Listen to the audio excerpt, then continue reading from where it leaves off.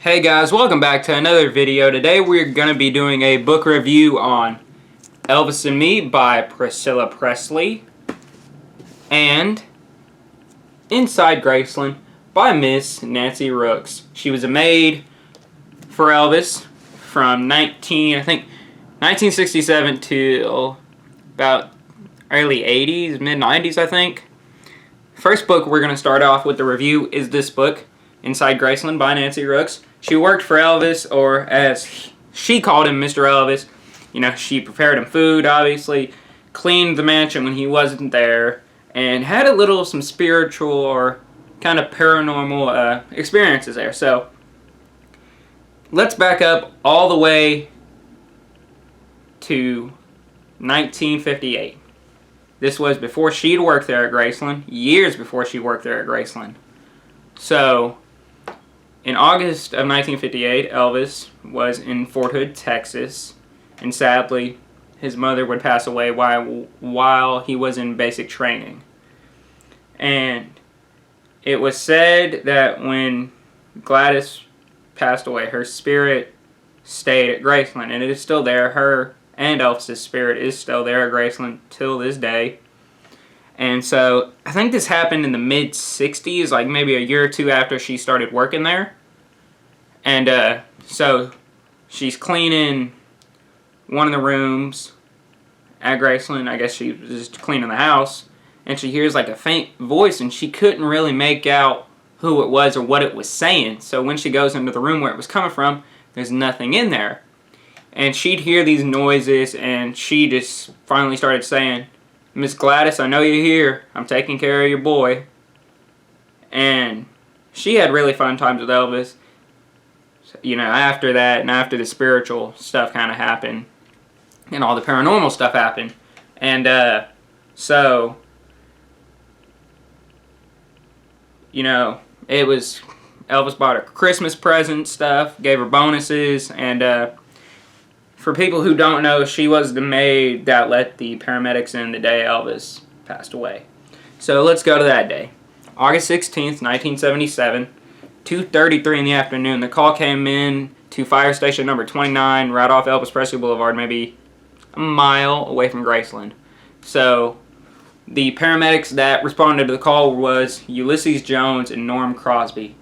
And I think it was Jones or Crosby. One of them recognized the address, and they were like, "The mansion?" And like, they knew who it was, they knew who lived there, and you know, they recognized the address because they had to deal with Vernon a little bit, because Vernon had some health problems, some heart problems.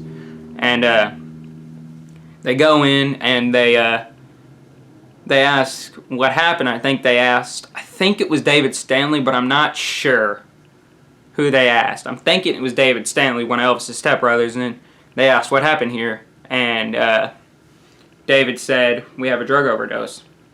So the paramedics, you know, get him on the stretcher, and the staircase, if you've ever been to Graceland, is so narrow going up to Elvis's bedroom that it was hard for them to get him down stairs while he was on the stretcher so they could take him to Baptist Hospital, where they were going to try to revive him and bring him back. So they get him, and as they're loading Elvis in the back of the ambulance, Dr. Nick pulls up, Elvis's doctor, pulls up, jumps in the back of the ambulance, and as they're rushing to Baptist, they're like saying, you know, breathe Elvis, you know, stay with us.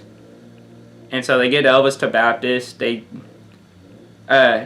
obviously, Dr. Nick goes into the emergency room area where all the doctors are with Elvis, tries to bring him back, and they take Charlie Hodge, Joe Esposito, and like a couple other guys to another room, so they're waiting to see, you know, how Elvis is. Then at 3 o'clock, Dr. Nick comes in the room and says, "Elvis has left. Elvis is gone." And they all broke down, you know, hugged each other, and then at 3:30 p.m., Memphis, Tennessee, the news would break around the country that Elvis Aaron Presley was gone. And she worked up there until I think past Elvis's Aunt Delta's passing in 1993. And when she was with us, she would tell stories to anybody who wanted to know them. And sadly, you know, like I said, Nancy's no longer with us. She has, at the time I'm filming this video, she's been gone, I think, a month or two now. So, yeah, she died, I think, in, late October, maybe late September, early October, I think. And, yeah, she really enjoyed working for Elvis, and I do recommend this book. It is a great book to see, you know, different sides of Elvis and how he acted. And a picture of Elvis in the tiger suit on the front of this book. The next book we're going to do a review on is Elvis and Me by Priscilla Presley. So, everybody knows Priscilla. So, she was in Austin, Texas. Her father, Joseph Beaulieu, or that was her stepfather. Her real father was Lieutenant James Wagner, but he had died in a plane crash coming home to see Priscilla when she was a baby. And I guess Priscilla found out later in life, or when she was younger, a teenager, I think, and found out, and I think her mom asked her to keep it secret from the other kids, because she had, I think, a sister Michelle and a brother Don, his her brother. So they're living in Austin, Texas, and her stepfather, Joseph Beaulieu, gets transferred to Germany, where Elvis is. And she, I think in the book it says she made a joke saying, "Oh, I'm going to go over there and meet Elvis Presley." Little did she know that joke would come true.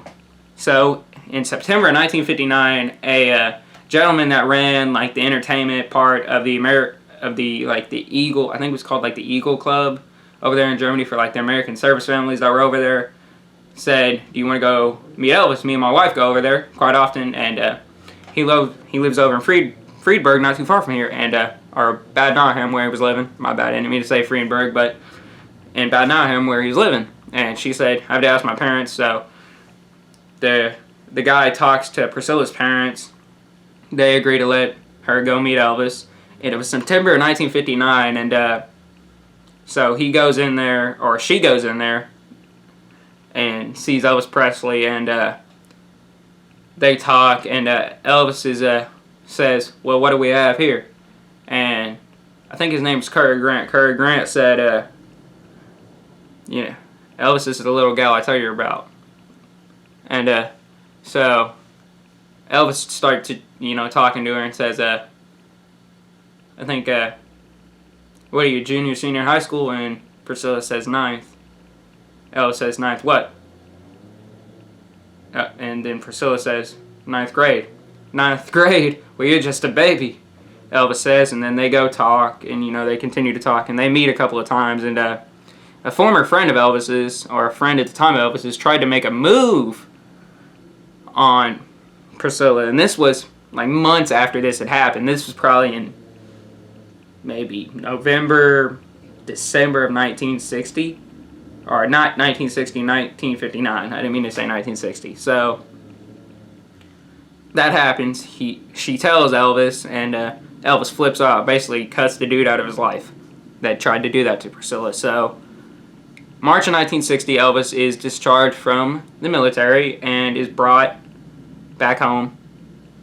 And he goes back home and does a press conference, and one of the reporters asked Elvis, "You meet anybody special in Germany?" Elvis says, "Not any special one." Then he says, "There was a little girl I've seen quite often over there. Her father was in the Air Force. They only got over there about 2 months before I left, and she was at the train at the airport when I left. There were some pictures made of her, but it was no big romance." So it goes on, and I think it wasn't until 1962 Elvis asked her to come visit him in California, in one of his California homes out there in LA, and they meet. They're happy to see each other, and they do that, and then she visits Graceland for Christmas, I think a year after, in 1963, and she's just amazed on what it looks like and stuff, and if you go to Graceland, it is basically the way Priscilla remembers it. And so that happens, and then finally in 1963, Elvis asked her father if Priscilla can move in with him and stuff. And at first, she was living with Elvis's father, Vernon, on Dolan, the street next to Graceland, in the Dolan house. And she felt like she was intruding on, Dee and Vernon's life. Dee was Vernon's new wife after Elvis's mom had passed away. And so that happens. She basically starts moving into Graceland, moving her stuff little by little. And by the time Elvis suggests that she does move in with him and moves out of, Vernon's house, she was basically already in. And then they get married. And okay, before they get married, I want to talk about this little event. I think it was in 1964. I think it was after the release of, or the final shooting day of the movie Viva Las Vegas, the wrapping day as they call it in the movie business, of the movie Viva Las Vegas. And he's like really mad that Anne Margaret, his co-star in the movie, spread the rumor that they were engaged and were going to get married. The rumor was not true. And then Priscilla gets really mad. And Elvis would do this a lot to Priscilla during their relationship. And he would threaten to send her back with her parents in Germany.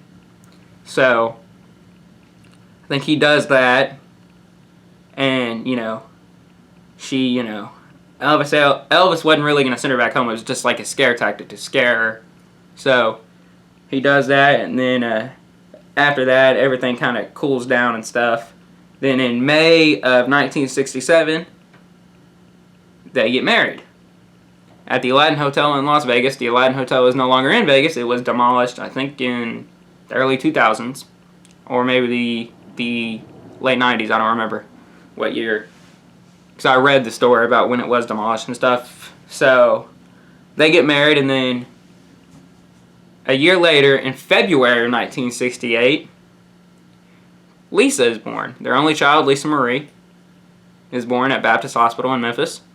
And, there's photos all over the internet of when, Lisa was born and brought home from the hospital. And then everything goes good until she sadly cheats on Elvis with Mike Stone. I know this probably had to hurt her to do this. I mean, it would hurt me emotionally to do this if I had to ever cheat on somebody. And I would never cheat on somebody. If you know me personally, I would never do that. But she had cheated on Elvis with a guy by the name of Mike Stone. Mike Stone was her karate instructor because she learned karate. And but before we get to that, before we get to like why she really did it and stuff, we're gonna go to 1968, before we get to December 1968, we're gonna go in the summer 1968 when Elvis is filming his comeback special. Originally, it was going to be a Christmas special. Elvis didn't want to do that. So, he did sing a Christmas song in the special. I think he sang Blue Christmas during the special. And he was so nervous for the special that when he finally saw it on TV in December of 1968, months after they got done filming it and stuff, he was sitting, I think he was in his at one of his Hollywood houses out there, and he was sitting on the ground. I think he was up against like a table or something, and he was sitting with his back against the table, and he was shaking really bad. He was nervous. So the television special was a huge success. Then in the summer of 1969, Elvis signs his contract with the International Hotel, which is under construction when he signs his contract with them. You can see the footage. It's online. Just type Elvis International Hotel contract, and it'll show him.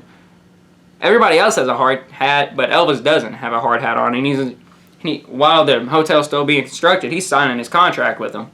Then in July 1969, after the hotel is finished, he does his performance, and Elvis is back on top. Then we get to the part I was mentioning earlier, and I think it was 72, or maybe late 71, early 72, where, you know, she cheats on Elvis with a guy by the name of Mike Stone, her karate instructor. Why she did it is, I really don't know. It kind of explains it a little bit in a book. In the book, like, you know, Elvis was on the road a lot, and he was probably doing the same thing, you know, kissing other girls and doing all that with other girls.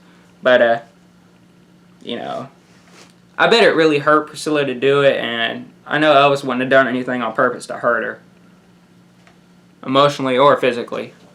So that happens, and they get a divorce.